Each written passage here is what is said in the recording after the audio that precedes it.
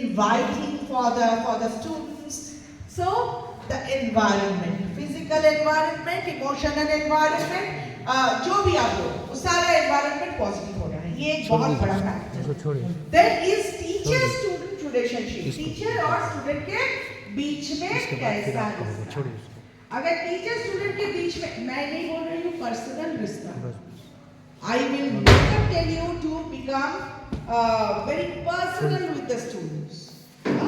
क्योंकि वो बच्चा को आप ट्यूशन पढ़ाते हैं, आपको उससे 5,000 रुपया मिलता है, सो उसका सारा गलती माफ कर देना और उसका गलती छुपा कर रखना और उसी को पूछना, बाकी को नहीं पूछना. That is not a good teacher-student relationship. Teacher-student relationship is such a relationship where the student understands the teacher is caring, the teacher is consistent, and the teacher does everything for my future growth, development and benefit. Maybe the teacher is very strict. आपके school में भी आपको नजर आ जाएगा कोई teacher बहुत strict है लेकिन बच्चे उनको बहुत रिस्पेक्ट देते हैं. बिकॉज बच्चा भी कहीं ना कहीं समझता है कि कौन मेरे से सस्ता टाइप का आप रिलेशन रखते हैं और कौन मेरे बेनिफिट के लिए काम करते हैं. बच्चे बहुत अच्छा समझते हैं. ठीक है. So there's a request. I personally feel if you are at a school, if you feel that you need that extra bucks for running your family successfully, don't choose your tuition students from your own school. कभी नहीं. आप अगर अच्छा teacher हो, बाहर के school से आप पढ़ाओ किसी को. अगर आपको एक्स्ट्रा ये चाहिए, कोई उसमें गलती नहीं है, हो ही सकता है. हाँ, सब लोग चाहते हैं कि मुझे थोड़ा सा एक्स्ट्रा मिले. करिए, अपने स्कूल में नहीं करिए. बिकॉज उसमें आप अगर जेन्युइन भी होंगे, स्टूडेंट सोचेगा कि टीचर मेरे लिए लेनिएंट हो गया क्योंकि वो मुझे पढ़ाते हैं और मेरे से उसको पैसा मिलता है. मुझे लगता है कि सर ऊंचा करके काम करना बहुत बहुत इम्पोर्टेंट है for good classroom management, for being a good and great teacher. ठीक. Thank you sir. Thank you. So teacher-student relationship, I told genuineness should be there, consistency should be there, connection should be there, truth should be there, all these things. ठीक है. Then student-student relationship, ये क्यों जरूरी है? क्यों जरूरी है? Why it is a factor of good classroom management? बताइए. Student-student relationship. आइए सर बोलिए. I cannot give the mic. ठीक है. या जब दो स्टूडेंट का आपसी तालमेल सही नहीं होगा तो क्लास कैसे चल करेगा? एकदम. उसमें तो डिसरप्टिव नेगेटिव होने का ही. अगर मान लीजिए कि एक सर ने पढ़ाया पूरी तरह से समझ गया, कुछ पॉइंट इसने भी समझा लेकिन कुछ नहीं समझ पाया, सर के जाने के बाद दोनों आपस में तालमेल करके वो चीजें ये भी समझ जाएगा. इसलिए इन लोगों का रिलेशनशिप बनाकर ये तो एक बहुत बड़ा बहुत वाइटल पॉइंट है. ओके, बहुत वाइटल पॉइंट है. Thank you. उसके साथ और भी बात है. स्टूडेंट रिलेशनशिप अगर गुड है ना तो हर एक एक्टिविटी आप जो भी दोगे, they are very proud of their classroom. They want to do positive things for their classroom. They learn their lessons nicely. They are very proud कि अरे भाई बी सेक्शन का रिजल्ट तो हमेशा ए सेक्शन से ऊपर होता है. क्यों? Because there is good student relationship. Activity करने दो, प्रोजेक्ट इतना बेहतरीन बना के आते हैं, उसके आपस में तालमेल बहुत अच्छा है. तालमेल आपस में तालमेल अच्छा नहीं होता है तो हम लोग का पॉलिटिकल पार्टी जैसा होगा. आज इस तरह, कल उस तरह, कल कहीं और तरह. ठीक है, नहीं होना है. So there should be a good positive relationship between the students, among the students. And then the fourth one is motivation. चारों फैक्टर बहुत बहुत इंपॉर्टेंट है. मोटिवेशन. ठीक है. Teacher should be always motivating, always. अंत तक होगा. कौन सा भाई संस्कृत का व्याकरण भी जिनको गुरु निकाल दिया था कि तुमसे कुछ होने नहीं, शायद पानी. हाँ, भरतराज. और वो जो मतलब गंगा के घाट में देखे कि पत्थर भी थोड़ा सा ये हो गया, घिस गया. मतलब पत्थर घिस सकता है तो हम भी घिस सकते हैं. ठीक है. आपने गुरु भी उनको निकाल दिया कि तुमसे कुछ नहीं होने वाला है. लेकिन वो बच्चा कि नदी के किनारे घाट पे बैठे हुए थे, गंगा के घाट पे, that is why I am telling you it's a teaching learning process. हमने सिखाया यस यस मैम। गुरु जी के पास बहुत सारे शिष्य थे, तो जैसे वो जो लेशन सिखाते थे तो वो बच्चा नहीं सीख पाता था। बहुत दिनों से ऐसा चल रहा था। लास्ट में हार कर गुरु जी ने कहा कि अब तुमसे नहीं होगा, अब तुम घर जाओ। तो वहाँ से तो वो चला, लेकिन कुएं की मुंडेर जो होती है, जो गोल राउंड होता है मुंडेर, उस पर वो बैठा हुआ था और रो रहा था कि घर में मैं क्या मुँह देकर जाऊँगा, माँ बाप से मैं क्या बताऊँगा। तो फिर होता है क्या कि उस पर देखता है कि वो घाट पड़ी हुई है, निशान पड़ी हुई है, तो उसके मन में एक लाइन आती है कि करत करत अभ्यास ते जड़मती होते सुजान, रसरी आवत जात ते सिर पर पड़त निशान। कि जब रसरी के आने जाने पर से इस पत्थर पे निशान पड़ सकता है तो फिर मैं तो मनुष्य हूँ। फिर वो घर वापस नहीं जाता है, सीधे जाकर गुरु के चरणों में जाता है और कहता है कि अब मैं ही पढ़ सकता हूँ, मैं ही कुछ कर सकता हूँ, और वो बहुत महान बनता है आगे चल के। और फिर उसकी कहानियों से हम लोग भी मोटिवेट होते हैं। Thank you madam, thank you for the wonderful story. अच्छा, मैं कोशिश करती हूँ कि सारा कुछ जो भी मैं करती हूँ उसके थ्रू कुछ एग्जाम्पल देने का। Do you actually believe that I was not doing the story? I was doing the story, but it's important for the teacher. It is in the plan. Class को एंगेज रखने के लिए कभी कभी गलती करो। 5 बच्चे का हाथ उठ जाए कि मैडम मैंने गलत बोला, आप लोग श्योरिटी मिलेगा कि आप अच्छे से सिखाए हैं, वो जानता है। और बच्चे को इधर बुला के ले आओ, उसको हीरो का दर्जा दे दो, तो देखो तो कितना खुशी आता है। You need to keep your class engaged. आपके बच्चा, मैं तो हमेशा बोलती हूँ, मैं बहुत वो बोलते हैं ना सेल्फिश। क्लास के समय मेरे से अगर दृष्टि इधर उधर घुमा तो आएगा फेलियर। भाई हम वो होने वाले नहीं है, मतलब देने वाले नहीं है। सारे दृष्टि मेरे तरफ, जो बातचीत होगा मेरे साथ, आपस में नहीं। आपस में है तो मेरा एकदम ये हो जाएगा, मेरा वो सेल्फिश नेचर जारी है, मतलब ऐसे ही हंस के बोलते हैं मैम, ठीक है।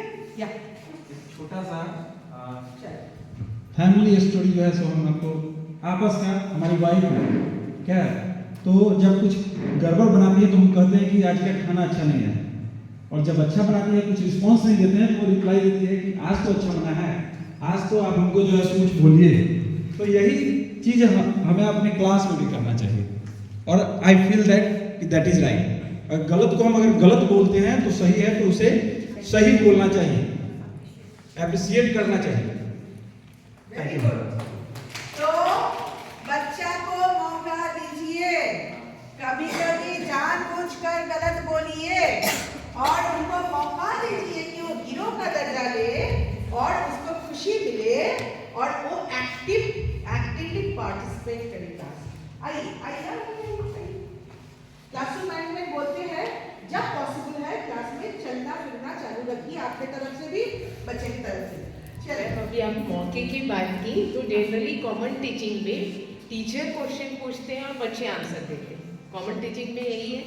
तो मेरा मैथ्स सब्जेक्ट है और मैथ्स में जब चैप्टर एक्सप्लेनेशन, फार्मूला को एक्सप्लेन करना है, समझाना है कौन सा पार्ट कैसा है, डायग्राम से समझा देते।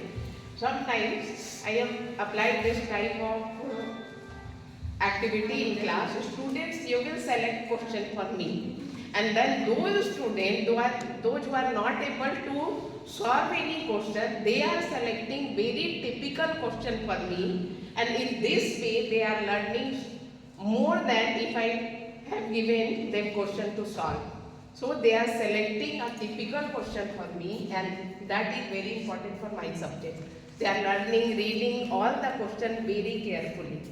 And in this way, they are getting chance. Very good, very good, thanks.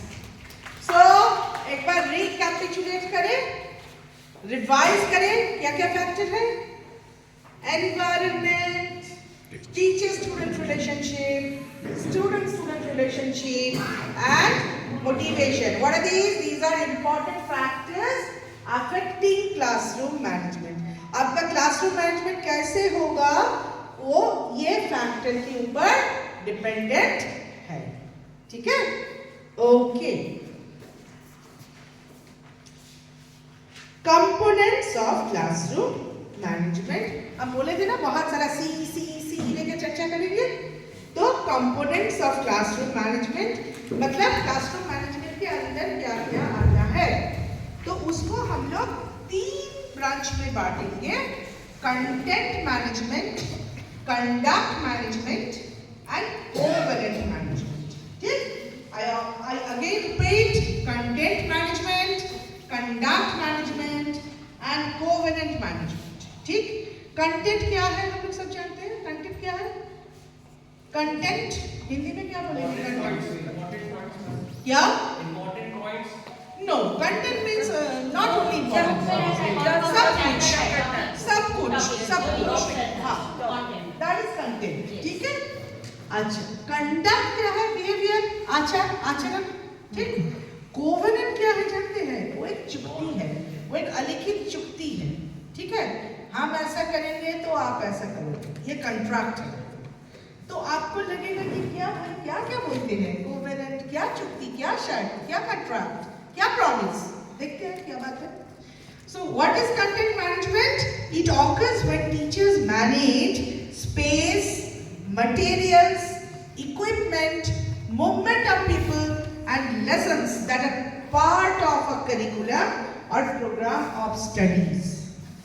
जो भी चीज आपके क्लास के लिए जरूरी है, वो टाइम का मैनेजमेंट हो या स्पेस का मैनेजमेंट हो या फिजिकल रिसोर्सेज का मैनेजमेंट हो या टॉपिक्स एंड सब टॉपिक्स का मैनेजमेंट हो, that comes under your content management. सब कुछ आपका कंटेंट है।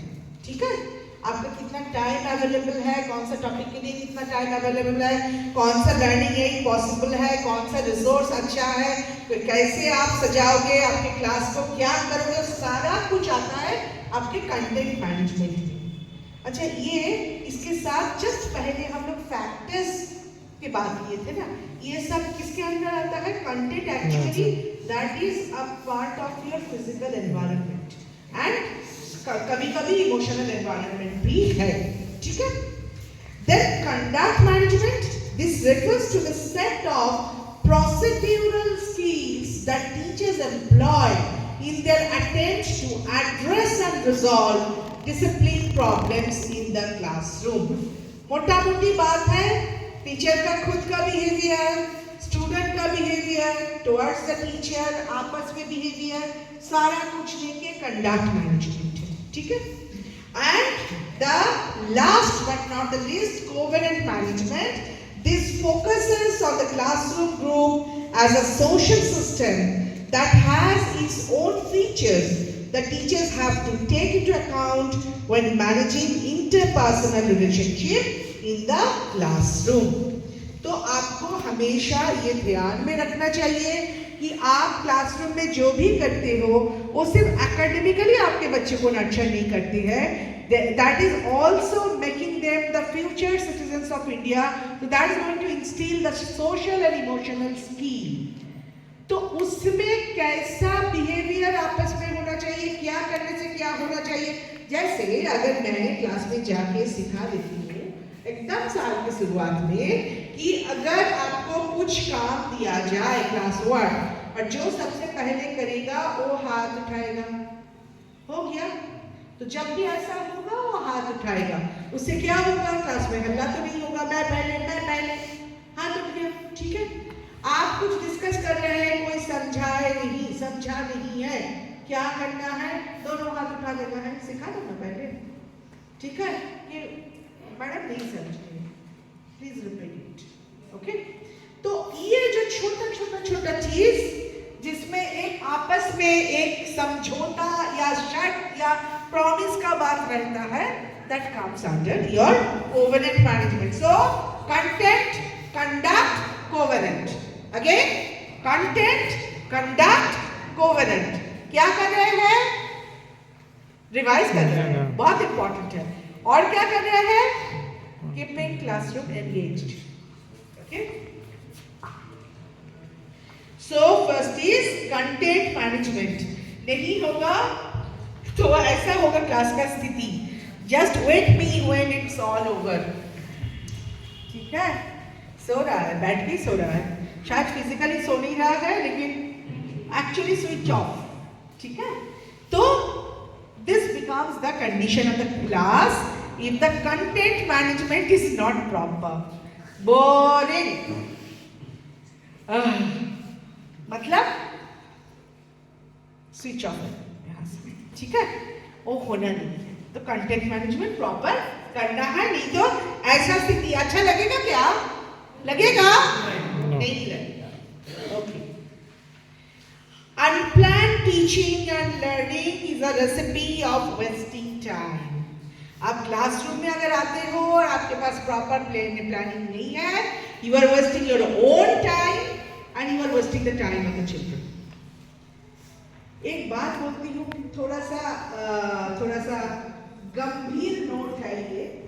हमेशा पसंद तो सबको आता है कि हंसी मजाक सब करते हुए क्लास हो, लेकिन मुझे लगता है कि एज टीचर्स हम लोग को क्या होता है ना, बच्चा को जब हम लोग के हाथ में देके जाते हैं ना पेरेंट्स, वो अपना हार्ट का टुकड़ा देके जाते हैं। वो अनमोल चीज़ है, एक एक बच्चा हम लोग के लिए अनमोल चीज़ है। अगर उसका टाइम वेस्ट कर रहा है क्लास में, I am not well prepared, I am not giving what I am suppose to give, तो ये पाप है। बिलीव मी, ये पाप है। क्लास में तैयारी करके नहीं जाते हैं, better you leave your profession, go for any ABCD profession जिसमें आप अनप्रिपेयर्ड जाके बैठ जाओ और आपका काम चलता रहे, ठीक है?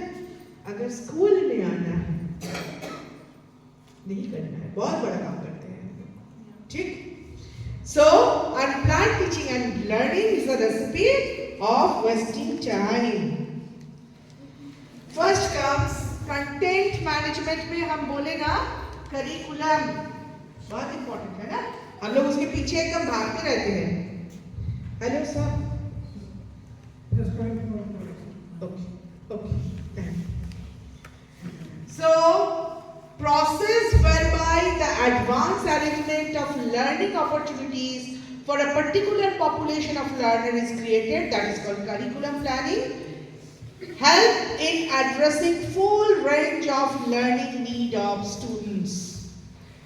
साल के लास्ट में नया सेशन से पहले पूरा क्लास बैठ के डिपार्टमेंट वाइज बांट के कि मेरा ये है स्कूल कैलेंडर, उसमें इतना वीक है, इतना दिन है, मेरे जो साल भर का करिकुलम है उसमें इतना चैप्टर है, किस चैप्टर के लिए कितना दिन चाहिए, किस चैप्टर का कौन सा पार्ट हम किस महीने में खत्म करेंगे, उसके बाद क्या करना है। भाई curriculum planning is very very important. There are certain chapters, specially chapters are not independent of each other, particularly science chapters है वो ऐसा होना चाहिए कि उसके नॉलेज आपको बाद में काम में आए, ठीक है? कुछ एक से दूसरा का संपर्क ही नहीं है, ऐसे चैप्टर उठा लिया हो गया। तो कंटेंट मैनेजमेंट में पहला बात है करिकुलम प्लानिंग। आपका 220 दिन अवेलेबल है पूरा साल में, तो आपको कैसे, आपको हाफ ईयरली का क्या सिलेबस होगा, आपका फर्स्ट टर्म का क्या सिलेबस होगा, आपका सेकेंड टर्म का क्या होगा, एनुअल का क्या होगा, कितना दिन किस चैप्टर को, कब शॉर्ट टेस्ट, कब लॉन्ग टेस्ट, सारा कुछ प्लानिंग हो जाना चाहिए। If you don't do it, आपके स्कूल को भगवान भरोसे चल रहा है, ठीक है? वो होना नहीं है। कंट्रोल इन योर हैंड, ठीक? So this is curriculum planning. It's a part of content management. क्या कर रहे हैं हम लोग? Content. Next, this is sample template for lesson planning. I'm very sorry, मैं बहुत अच्छी इंसान नहीं हूँ। सबको एक लेसन प्लान करना है, ठीक है? ये एक सैम्पल टेम्पलेट है, यू कैन डिफर, आप बोल सकते हो कि मैं इससे बेटर करती हूँ lesson planning, it's up to you, but आप लोग का अपना सब्जेक्ट का, अपना क्लास का एक लेसन प्लान 40 मिनट्स का करना है। ये जो मेरे पास जो सैम्पल टेम्पलेट है, इसमें टॉपिक लिखना है, सब टॉपिक भी लिख सकते हो, टाइम लिखा हुआ है 40 minutes, objective you should write both general and specific. General जानते हो, जनरल जानते हैं, स्पेसिफिक जानते आजकल जो एनईपी और एनसीएफ अच्छे से पढ़ा है वो उसके तहत लर्निंग आउटकम लिखेंगे. This pathway is going to nurture the social skill. This is going to nurture the creative skill. लिख सकते हैं. So general and specific objective. Icebreaker activity or warming up. पहले कैसे शुरू करते हो? वो हो सकता है establishing the connection with the previous lesson. उसके लिए आपको कौन सा क्वेश्चन करोगे, क्या एक्टिविटी कराओगे? That should be there.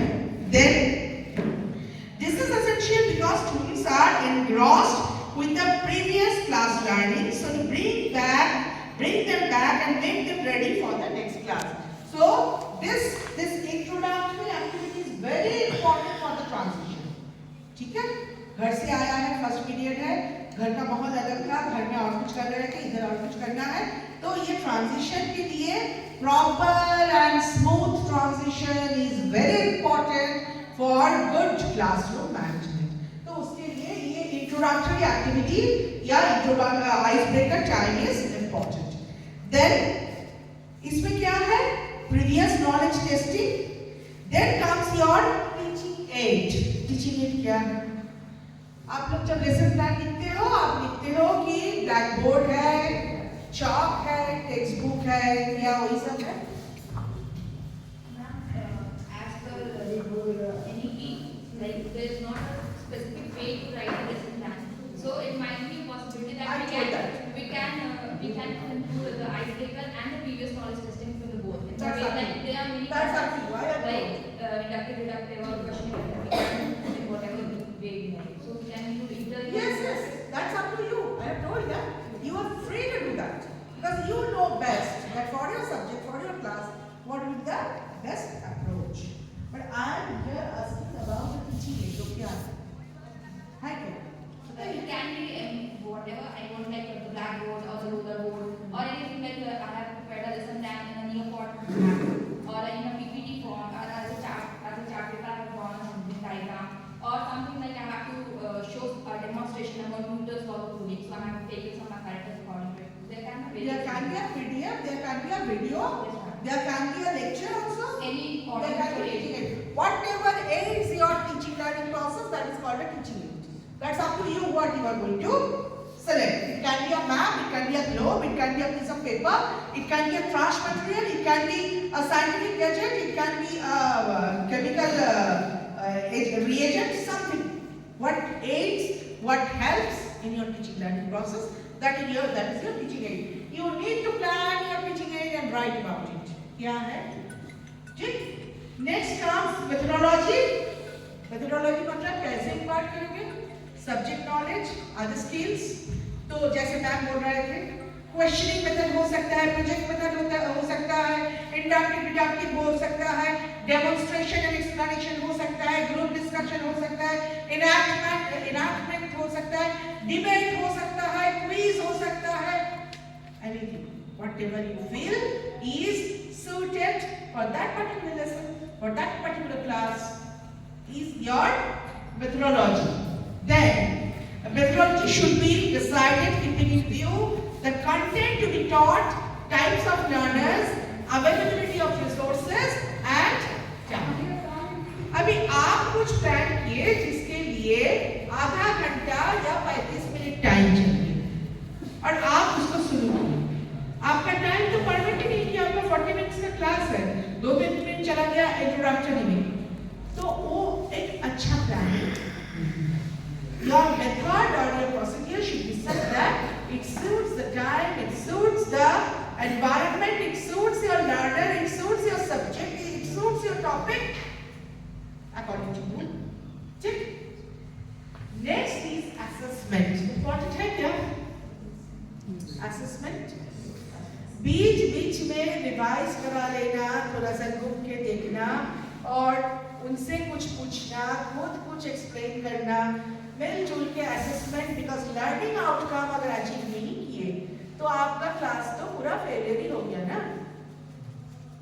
There are some learning achievement ना, लिखते हैं ना, at the end of this lesson the the learners will be able to do this. तो लर्निंग आउटकम कम से कम अचीव होना है, और हुआ कि नहीं देखने के लिए असेसमेंट इज जरूरी। ठीक है, तो असेसमेंट में आपका इंस्ट्रक्शनल प्रैक्टिस और बार वाला असेसमेंट करना है। असेसमेंट कैसे करोगे वो भी आपको लिखना है। कभी सिंपल क्वेश्चन हो सकता है, कभी कुछ ड्राइंग के लिए दे सकते हो, कभी कुछ बनाने के लिए बोल सकते हो, ये आपका बात है। ये है असेसमेंट। देन इंस्ट्रक्शनल प्रैक्टिस, वो आप प्रैक्टिस के लिए मतलब होमवर्क, पक्का होमवर्क याद हो गया, वो आपके ऊपर। ये सारा कुछ लेके आपका लेसन प्लान, ये एक टेम्पलेट है। हमने बोला ना, अगर आपका टेम्पलेट उससे अच्छा है, you can be creative, you can do it in your own way. What's the time? 11:30। कितना टाइम चाहिए? Half an hour. अच्छा, एक सेकंड थोड़ा सा